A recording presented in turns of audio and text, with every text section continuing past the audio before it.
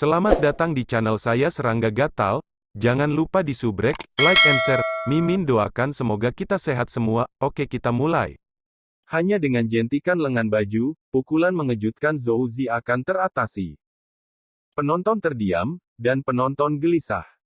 Untuk mata telanjang, wajah semua orang terkejut, tetapi itu tidak terlalu mengejutkan.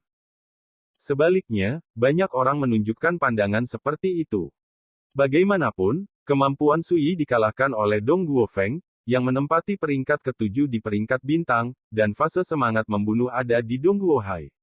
Bagaimana kekuatan seperti itu bisa menjadi biasa? Jika Sui bahkan tidak bisa menahan pukulan seperti itu, maka itu akan disebut tidak normal. Meskipun penghalang jahat kecil ini sombong, saya harus mengatakan bahwa itu memang melawan langit, dan jarang melihatnya dalam ribuan tahun. Tianji Daomen membuka mulutnya ketika dia mendengar angin dan menghela nafas dengan emosi. Dari zaman dahulu hingga sekarang, ada banyak orang luar biasa yang tak terhitung jumlahnya. Tidak peduli seberapa menantangnya dia tidak dapat mengubah nasib kematian hari ini. Huan Tian berbicara dengan acuh tak acuh. Biksu tua Cheng Yun menunjukkan sedikit belas kasihan, sayang sekali. Seperti mereka, pembangkit tenaga listrik terdekat dari 5 raksasa kuno sangat tenang. Ambil 10.000 langkah mundur dan katakan, bahkan jika Zhou Zi kalah dari Sui, dengan orang-orang ini di sekitar, Sui pasti akan mati hari ini. Zhou Zi tampak serius. Tentu saja dia memahami pencapaian masa lalu Sui, dan telah memperlakukan Sui sebagai musuh seumur hidup, jadi ketika dia bergerak, dia langsung menggunakan kekuatan aslinya. Tapi kekuatan Sui di luar dugaannya. Ledakan. Sebagai penerus inti Tianji Daomen, kendali Zhou Zi terhadap Taoisme telah mencapai puncaknya. Pada saat ini, ketika Anda tanpa pamrih mendesak Dao Xing, kekuatannya jauh lebih kuat dari sebelumnya. Mudah untuk membunuh keberadaan roh di dunia ini. Membunuh. Zhou Zi mengeluarkan minuman rendah, melambaikan penggaris api guntur, dan menembak ke udara. Kekosongan bergetar, dan guntur mengguncang dunia. Saat penguasa api guntur melambai, ribuan petir berubah menjadi air terjun, terbungkus lautan api, dan jatuh dari langit. Kekuatan menakutkan membuat karakter roh di lapangan ngeri dan hati mereka terkoyak. Adapun keberadaan alam transformasi roh itu, mereka semua merasa tercekik dan tidak berdaya. Pada saat ini, Zhou Zi, sombong jadi. Itu hanya kecoa, dalam 3 pukulan, itu sudah cukup untuk mengalahkannya. Ledakan. Dia mengulurkan tangan kanannya dan melemparkan pukulan sederhana. Kekuatan tinju yang mengalir dengan aura gelap dan tidak jelas meledak dari langit, seperti senja yang redup ketika siang dan malam menyatu. Taoisme asli. Ini adalah salah satu makna spiritual yang paling mendalam di Kyushu liar. Dengan munculnya pukulan ini, dunia menjadi pusing, semuanya gelap, dan kekuatan menakutkan yang menekan hati orang menyebar. Ledakan. Guntur dan api yang memenuhi langit, perkasa, betapa menakutkannya. Tetapi di bawah pukulan Sui, dia tampaknya tersapu oleh badai, dan runtuh dalam kehampaan, dan hujan cahaya yang hancur memercik dan menghancurkan segala arah. Benar-benar rentan. Tapi dia tidak punya waktu untuk memikirkannya. Pukulan Sui sepertinya memenuhi langit dan bumi, merobek langit dan membunuhnya. Kekuatan yang menakutkan, merangsang seluruh tubuh untuk menjadi dingin, kulitnya terasa geli, dan merasakan bahaya yang belum pernah terjadi sebelumnya. Api langit dan segel guntur. Tiba-tiba, Zhou Zi minum dengan keras, penguasa api guntur di tangannya bersinar, dan dia melambaikannya dengan keras.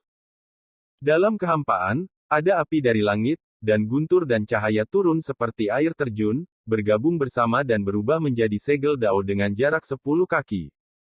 Seperti gunung guntur kuno, langit mengamuk.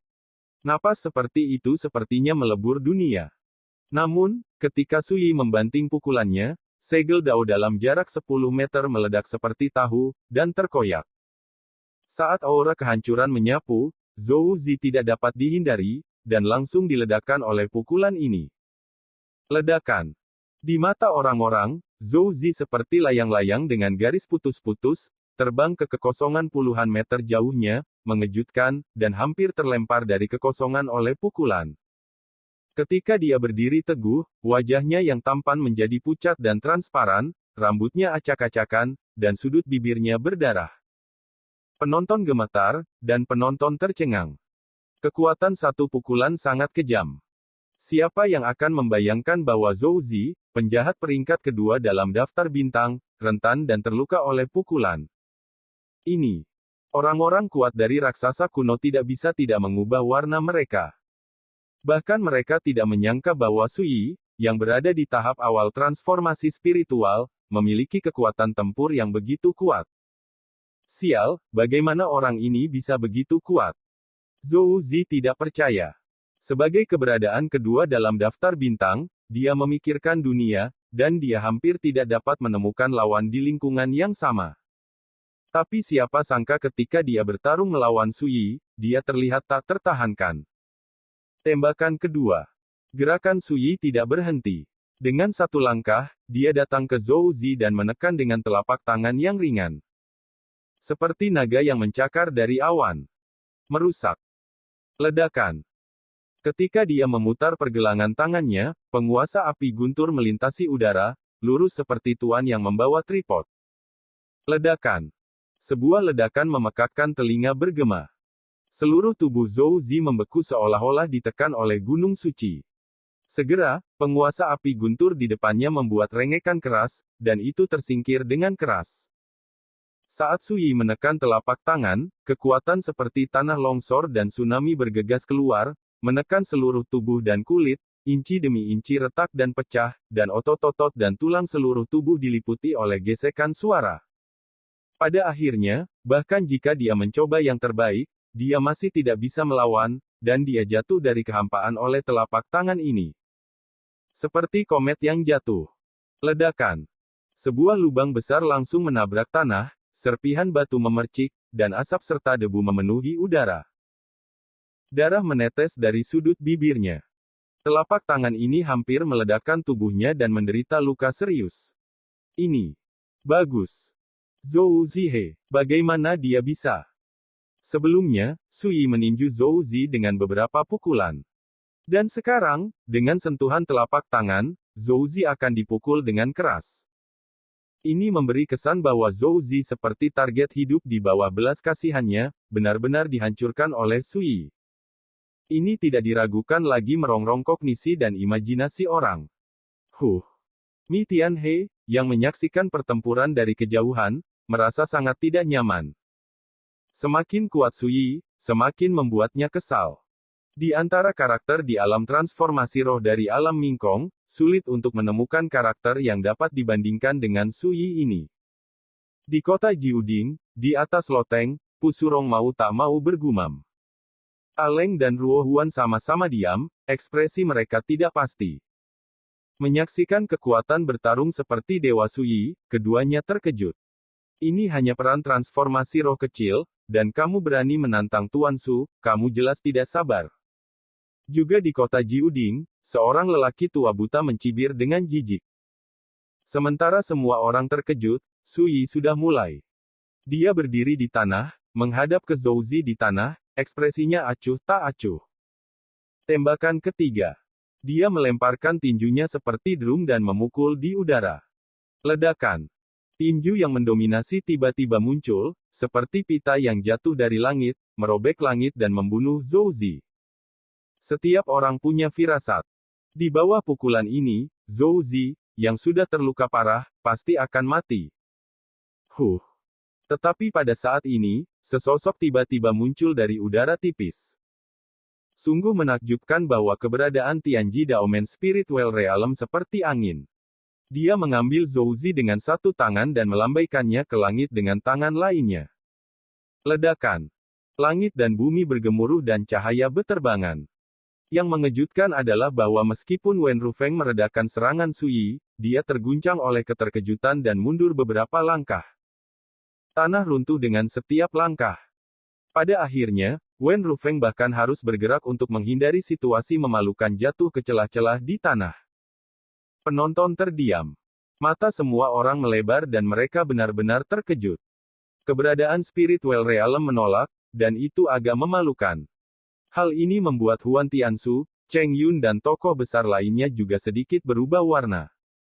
Wen Rufeng menunjukkan sedikit rasa malu, dan merasa sedikit malu, tetapi lebih dari itu ketakutan.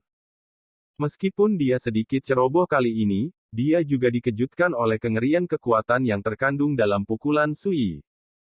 Pada saat ini, Zhou Zi, yang hidupnya terselamatkan, kehilangan jiwanya dan berkata dengan getir, badut itu.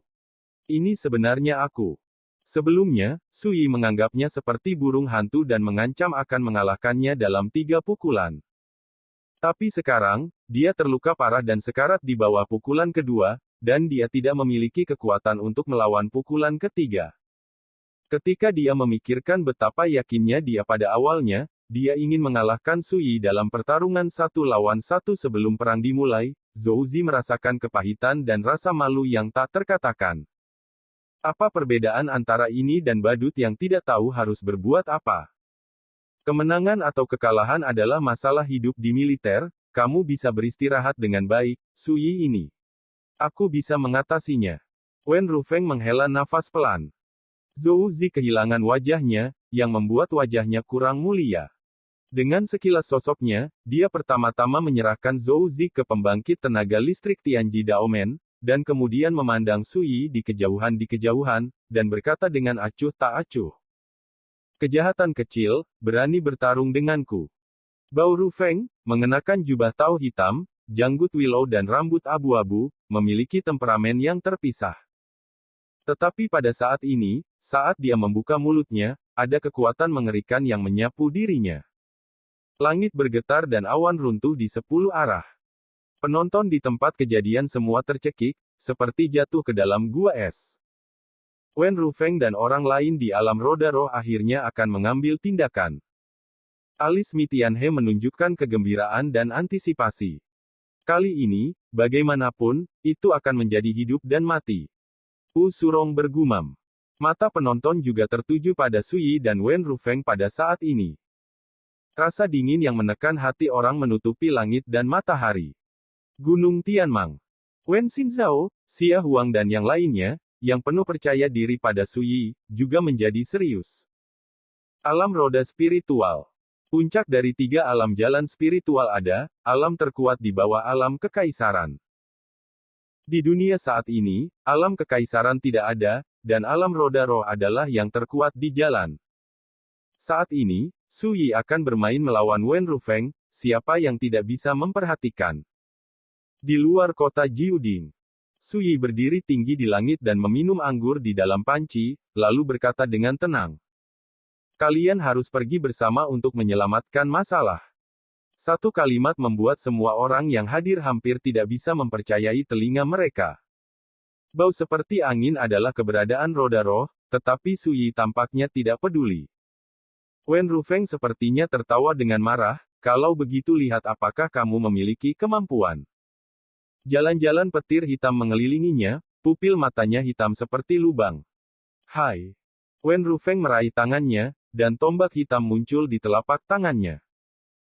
Kekuatan seperti itu saja sudah cukup untuk menindas keberadaan alam roh.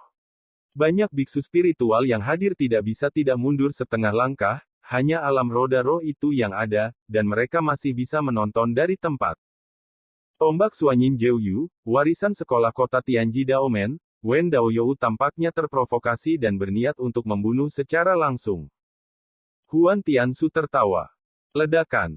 Bukan omong kosong, Wen Rufeng menembak langsung. Saya melihatnya menyerang dengan tombak, dan guntur hitam yang tak terhitung jumlahnya melonjak di ujung tombak. Dalam sekejap, itu ada di depan mata Sui, dan dia ingin menusuk tubuh ilahinya dengan tombak, menusuknya, dan mengangkatnya ke udara. Pukulan ini, yang dilakukan oleh basis kultivasi alam roda roh Wen Rufeng, sudah cukup untuk menimbulkan kerusakan parah pada rekan-rekan dan membunuh karakter di bawah alam roda roh, belum lagi. Seperti yang dikatakan Huan Tiansu, dia sangat marah ketika mendengar angin dan ingin membunuh Sui dengan satu pukulan. Sui tidak menghindar atau menghindar, hanya mengangkat tangannya dan menunjukkannya. Jari-jari berkilau dengan kilau kusam dan buram, tepat di atas ujung tombak. Di luar kekuatanmu. Wen Rufeng mencibir, tombak Suanyin Jiuyu adalah kerusakan yin yang paling mendominasi, gas yin misterius yang menakutkan terkondensasi di dalamnya, adalah keberadaan spirit well realm, dan tidak berani mengambilnya. Benar saja, petir hitam mengikuti jari Sui dan melingkari lengannya. Tetapi sebelum dia bisa mendengar kegembiraan Rufeng, dia melihat tubuh Sui tiba-tiba terbuka, dan kekuatan Dao yang tak tertandingi muncul, menyelimutinya dalam lapisan kegelapan seperti senja seperti cahaya dan bayangan.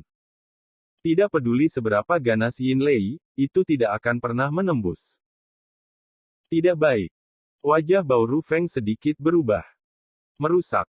Dengan minuman ringan Sui, jari-jarinya mengerahkan kekuatan, dan dia melepaskan kekuatan penuhnya. Ledakan.